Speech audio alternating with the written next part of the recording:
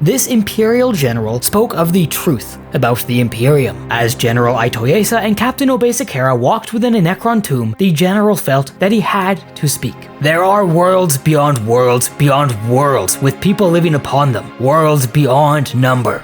And you know what is the great secret which no one speaks? The mystery that is never broached? On millions and millions of worlds, nothing much is happening. Babies are born, they grow, they marry, they have children themselves, and they die. They do all that with neither the Imperium, nor the Xenos, or the arch-enemy noticing. But do you hear of any of those worlds? No, you do not. You hear of the Badab War, of the Sabbath Worlds Crusade, of the fall of Cadia. Why is this? Why do we tell only of war? Because war breeds fear. Because war, the threat of it, the arming for it, the fear of it, is what holds the Imperium together. You are a soldier of the Imperial Guard. You do not need me to tell you that the Imperium is brutal, unjust, frequently corrupt, and that it gives no more thought to expending the lives of its people than a Tyranid swarm seeks to preserve its warriors. But all of that is accepted, because the alternative is worse. Fear is what binds the Imperium together. Without fear, everything would fall apart. The worlds that pay in men and money and material would decide to keep their children and their goods for themselves. The blood of empire is money and trade. Holy Terra is one vast city that depends on how many thousands of ships arriving each day from all over the Imperium to keep its people fed. The same is true of all the key worlds in every sector. They suck other worlds dry to feed themselves. All of this is made possible by fear. Even now, with the galaxy split, most worlds do not even know it has happened.